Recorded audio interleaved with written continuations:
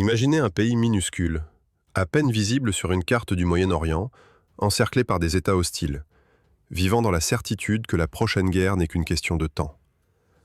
Un pays où les garages militaires ressemblent davantage à un musée improvisé qu'à une armée moderne, avec des chars venus de partout, incapables de former une force cohérente.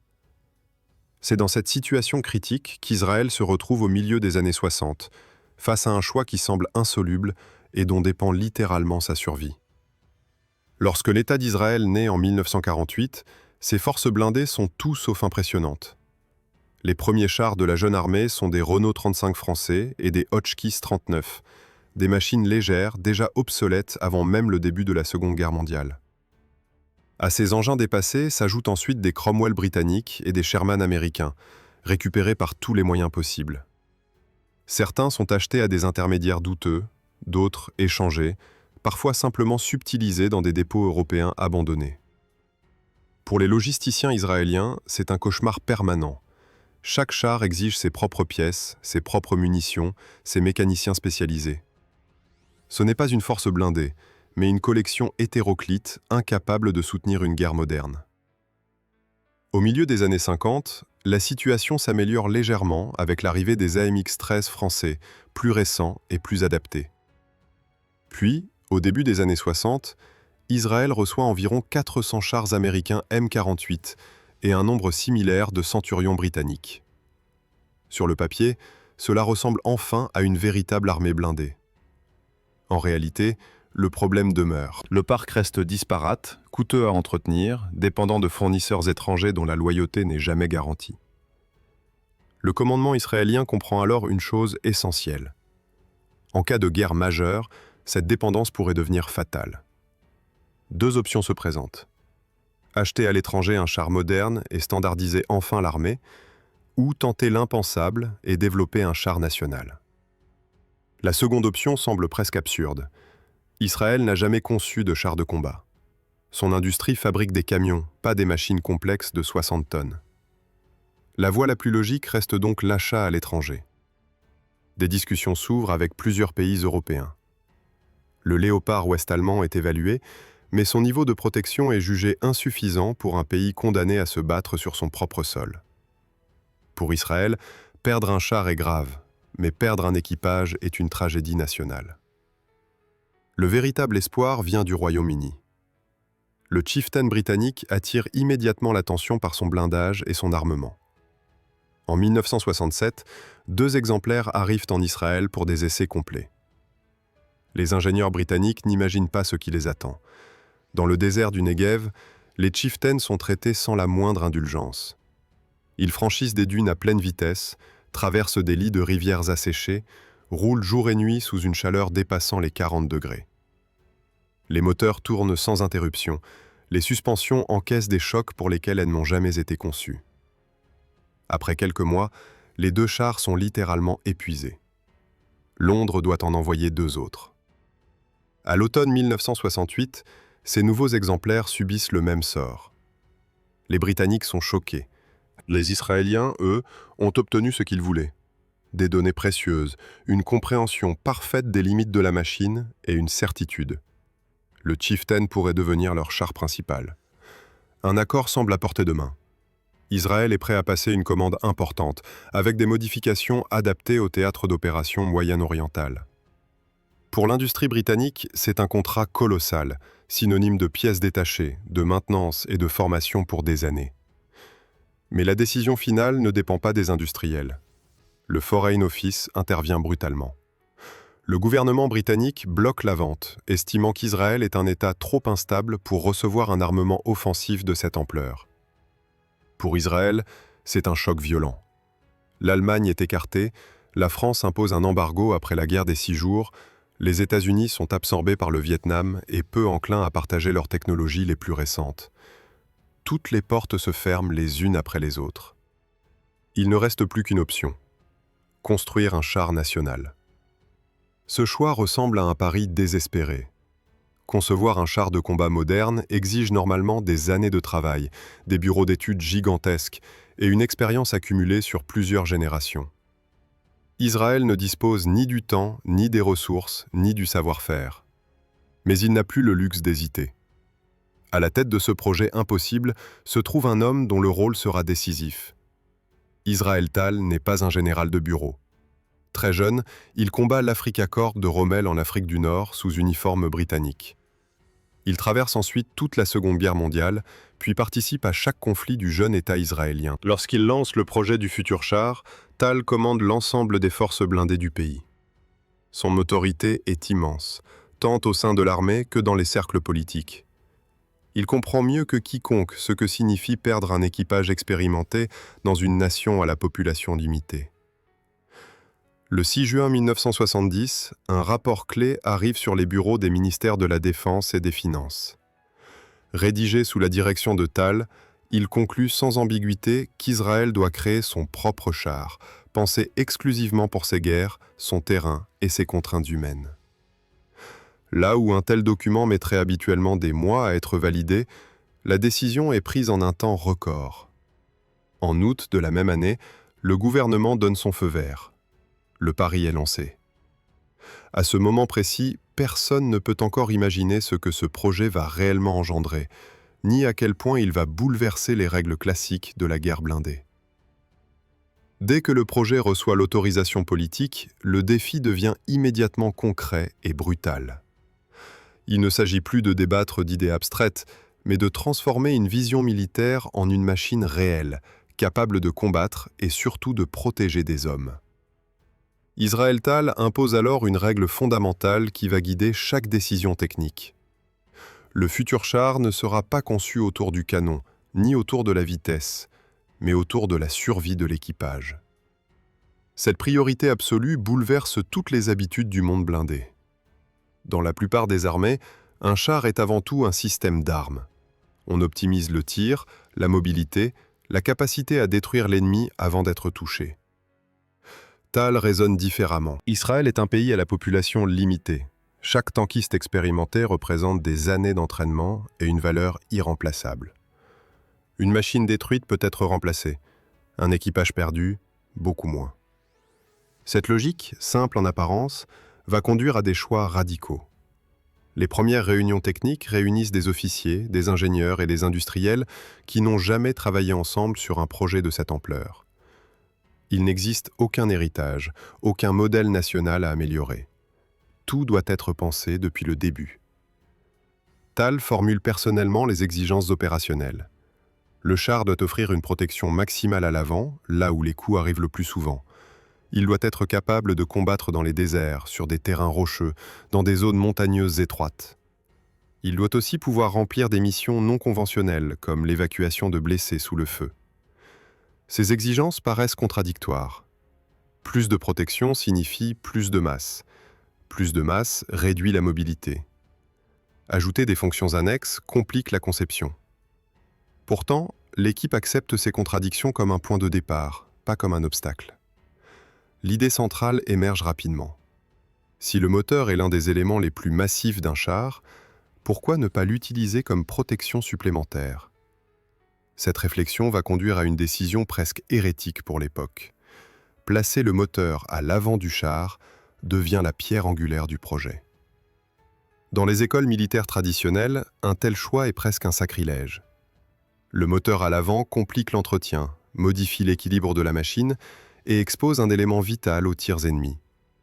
Mais pour Thal, l'équation est différente. Un projectile qui traverse le blindage frontal doit d'abord rencontrer le bloc moteur avant d'atteindre l'équipage.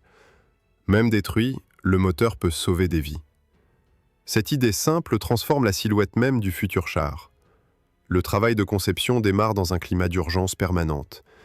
Les ingénieurs d'Israel Military Industries doivent apprendre en marchant. Ils étudient tout ce qu'ils peuvent, des chars soviétiques aux modèles occidentaux, non pas pour les copier, mais pour comprendre leurs limites. Très vite, ils choisissent une méthode pragmatique. Avant de construire du métal, ils construiront du volume. Au printemps 1971, un modèle grandeur nature en bois est achevé. Ce n'est pas un simple objet de présentation, mais un véritable outil de travail. Les équipages montent à l'intérieur, s'installent à leur poste, simulent des mouvements, évaluent les angles de vision et l'accessibilité des commandes. Les erreurs apparaissent immédiatement. Certains espaces sont trop étroits, certaines positions fatigantes, certains accès dangereux en situation de combat. Le bois permet de corriger vite, sans coûts excessifs. Une fois les grandes lignes validées, l'équipe passe à l'étape suivante. Un prototype métallique expérimental est assemblé, et là encore, l'approche israélienne surprend. Plutôt que de fabriquer chaque élément à partir de zéro, les ingénieurs utilisent ce qui est disponible. Des centurions existants sont démontés, découpés, transformés. La partie arrière devient un élément frontal, des sections entières sont réadaptées. La tourelle elle-même provient d'un char britannique modifié. Le résultat est étrange, presque bricolé, mais fonctionnel. Ce prototype hybride n'est pas destiné au combat. Il sert à tester les idées fondamentales. Le positionnement du moteur, la circulation interne, la capacité à absorber des chocs, la facilité de réparation.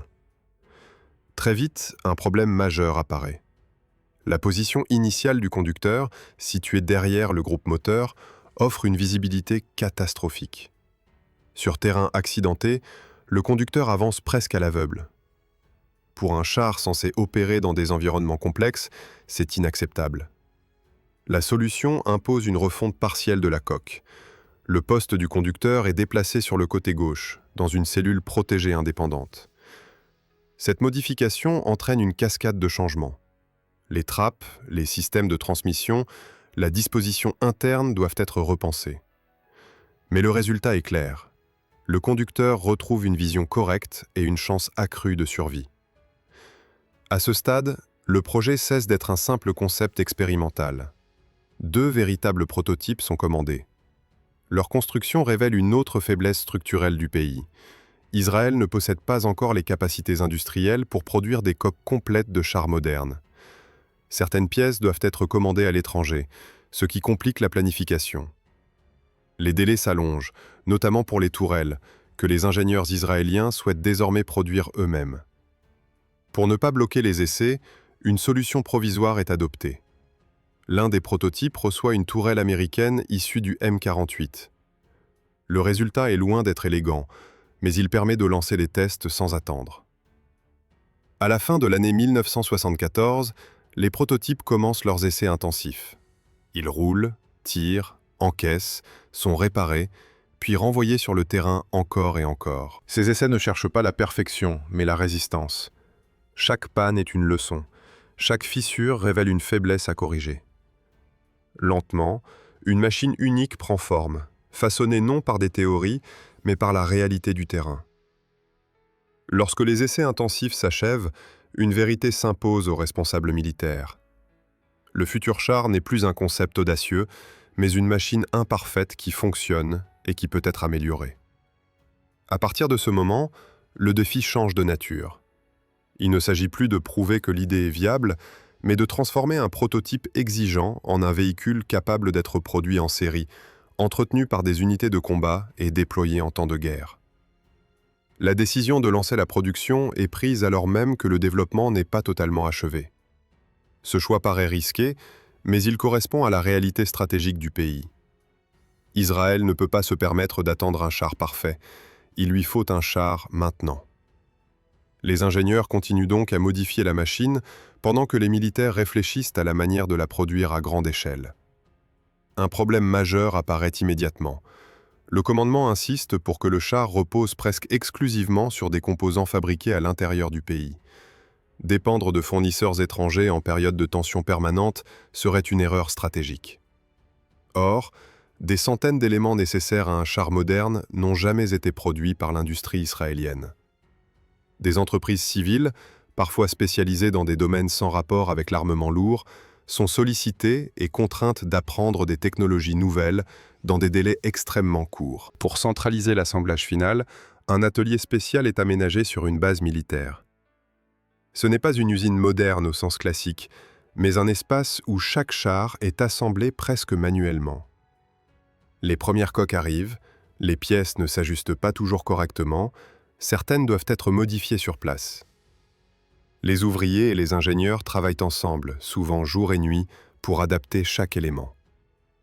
La production avance lentement, mais elle avance. Le 26 avril 1979 marque une étape symbolique. Les 4 premiers chars de série sont officiellement remis à l'armée.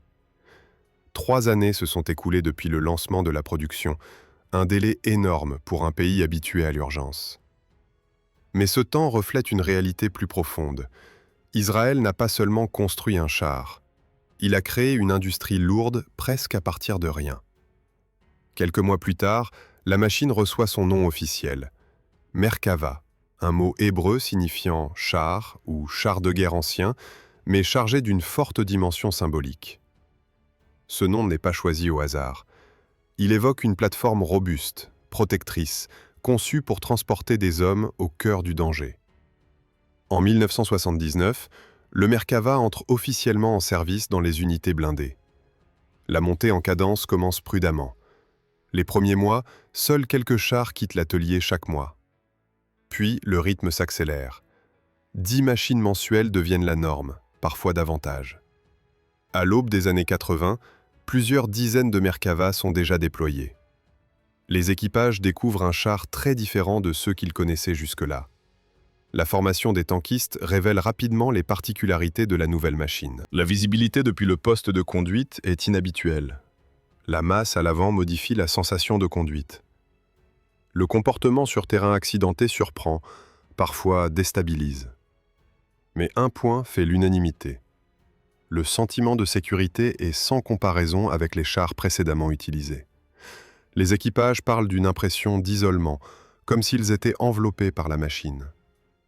Les premières manœuvres de grande ampleur confirment ces impressions. Le char encaisse les chocs, traverse des zones difficiles, supporte des conditions climatiques sévères. Les mécaniciens apprécient la facilité relative de certaines réparations, rendues possibles par des choix de conception peu orthodoxes. Tout n'est pas parfait. La taille du char le rend visible de loin. Sa masse impose des contraintes logistiques. Mais les officiers voient déjà son potentiel. À mesure que les unités se familiarisent avec le Merkava, les ingénieurs collectent des retours constants. Chaque exercice est une source d'amélioration. Des éléments sont renforcés, d'autres modifiés. Le char évolue presque en temps réel. Cette interaction directe entre concepteurs et utilisateurs est rare dans le monde militaire, mais elle devient une marque de fabrique du programme. À la fin des années 70, le Merkava n'est plus un pari théorique. Il est devenu une réalité opérationnelle, intégrée dans les plans de défense du pays. Pourtant, une question demeure sans réponse. Toutes ces idées, toutes ces innovations, toutes ces concessions n'ont encore jamais été confrontées à la seule épreuve qui compte vraiment: le combat réel. Cette confrontation approche plus vite que prévu. L'épreuve décisive arrive au début des années 80, sans laisser au nouveau char le temps de devenir un simple élément de doctrine. Au sud du Liban, la situation se détériore rapidement. Les accrochages se multiplient, les tirs de roquettes et les attaques contre le nord d'Israël deviennent quotidiens. L'état-major comprend que l'intervention est inévitable. Pour la première fois, le Merkava va quitter les terrains d'entraînement pour affronter une guerre réelle. Lorsque l'opération Paix en Galilée débute au mois de juin 1982, les forces israéliennes engagent un nombre massif de blindés. Aux côtés de machines déjà éprouvées, plusieurs centaines de Merkava prennent part à l'offensive. Pour leurs équipages, l'enjeu est immense. Ils savent qu'ils servent de test grandeur nature à un concept entier de conception blindée. Personne ne sait encore comment la machine réagira face aux armes modernes et aux combats rapprochés. Le théâtre libanais impose immédiatement ses propres règles. Les chars avancent sur des routes étroites, serpentant entre des collines abruptes. Les villages denses transforment chaque progression en piège potentiel. Contrairement aux grandes plaines ouvertes, ici la menace surgit de partout. Des hauteurs, des bâtiments, des vergers. Les équipes adverses utilisent des lance-roquettes, des mines, des missiles anti-chars. Le combat n'est pas frontal, il est fragmenté, brutal et imprévisible. Dans ces conditions, le Merkava révèle très vite sa philosophie. Les impacts ne manquent pas. Les projectiles frappent l'avant, les flancs, parfois la tourelle. Des chars sont immobilisés, certains gravement endommagés. Mais un phénomène attire immédiatement l'attention des commandants. Les équipages survivent. Là où des chars plus anciens auraient transformé une pénétration en catastrophe humaine, le Merkava absorbe, dévie, dissipent. Les blessures sont rares, les pertes humaines presque inexistantes. Les témoignages des tankistes convergent. Des obus percent la coque, détruisent le moteur, provoquent des incendies localisés, mais les hommes à l'intérieur sortent vivants. Le bloc moteur placé à l'avant joue son rôle de bouclier involontaire. Les réservoirs et les cloisons internes ralentissent la violence de l'explosion. Les systèmes automatiques d'extinction entrent en action en quelques fractions de secondes. La machine est parfois perdue, mais l'équipage marche hors du char. Dans les zones urbaines, une autre particularité du Merkava se révèle cruciale. À l'arrière, l'espace interne permet d'évacuer des blessés sous protection. Des fantassins touchés sont extraits directement du champ de bataille, chargés dans le char et transportés hors de la zone de feu. Ce n'est pas une mission classique pour un char de combat, mais dans ce conflit fragmenté, cette capacité sauve des vies et accélère les opérations. Les affrontements contre les blindés adverses restent limités. Les forces syriennes disposent de chars soviétiques plus anciens et de quelques modèles plus récents, mais les combats directs entre chars sont rares. La plupart des pertes blindées proviennent d'armes anti-chars portables ou de tirs embusqués. Contrairement aux récits spectaculaires qui apparaîtront plus tard, la guerre ne se résume pas à des duels de géants d'acier. Elle est faite d'embuscades, de tirs soudains et de décisions prises en quelques secondes. À la fin de la phase principale des combats, les chiffres parlent d'eux-mêmes. Plusieurs dizaines de chars israéliens sont détruits ou gravement endommagés, mais parmi les équipages de Merkava, les pertes humaines sont quasi nulles. Pour Israël Tal et ses équipes, c'est la confirmation la plus brutale et la plus convaincante possible. La priorité donnée à la protection des hommes n'était pas une théorie abstraite, mais une réalité mesurable. Cependant, la guerre met aussi en lumière les limites de la première version. La silhouette élevée rend le char facilement repérable. Sa masse complique certains déplacements rapides. L'armement, fiable et précis, commence à montrer ses limites face à l'évolution des blindages adverses. Le Merkava a survécu à son baptême du feu, mais il a aussi révélé tout ce qu'il faudra corriger. À mesure que les combats diminuent en intensité, les ingénieurs collectent les rapports du front. Chaque impact, chaque panne, chaque réussite est analysée. Le char a tenu, mais il ne peut pas rester figé. Une nouvelle phase commence, moins spectaculaire que la guerre, mais tout aussi cruciale pour l'avenir de la machine. Après la fin des combats les plus intenses, le Merkava de première génération ne disparaît pas des unités. Au contraire, il entre dans une phase moins visible, mais décisive pour son avenir. Les chars rentrent des zones d'opération marquées par les impacts, parfois mutilés, souvent réparables. Chaque machine devient une source d'information. Les équipes techniques démontent, analysent, comparent. Ce travail méthodique transforme l'expérience du champ de bataille en solutions concrètes. Très vite, certaines priorités s'imposent. La protection frontale, bien que pensée intelligemment, doit être renforcée. Les ingénieurs développent des modules additionnels, des écrans et des éléments rapportés, capables d'absorber davantage d'énergie. Ces améliorations ne sont pas appliquées uniquement aux nouveaux chars. Une partie des Merkava déjà en service retourne en atelier pour recevoir ces modifications. La machine évolue sans rupture, par ajouts successifs. Les systèmes d'observation et de visée attirent également l'attention. Les combats ont montré que la capacité à détecter l'ennemi quelques secondes plus tôt peut faire la différence entre un char immobilisé et un char survivant. Les optiques sont améliorées, les dispositifs de vision nocturne modernisés. Le Merkava reste fidèle à sa philosophie initiale, mais il gagne en efficacité dans des environnements toujours plus complexes. En parallèle, une question devient impossible à ignorer. L'armement principal commence à atteindre ses limites face aux évolutions attendues des chars adverses. À la fin des années 70, le monde blindé bascule progressivement vers des calibres plus puissants. Les ingénieurs israéliens le savent. La solution ne viendra pas d'une simple amélioration, mais d'une transformation plus profonde, qui dépasse le cadre de la première version.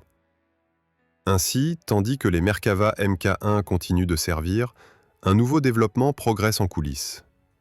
Les leçons accumulées sont intégrées dans une version améliorée, pensée dès l'origine pour corriger les faiblesses identifiées. Le Mk1 devient alors une plateforme de transition, indispensable, mais appelée à céder sa place. Dans les unités, le char garde pourtant une réputation particulière. Les équipages lui font confiance.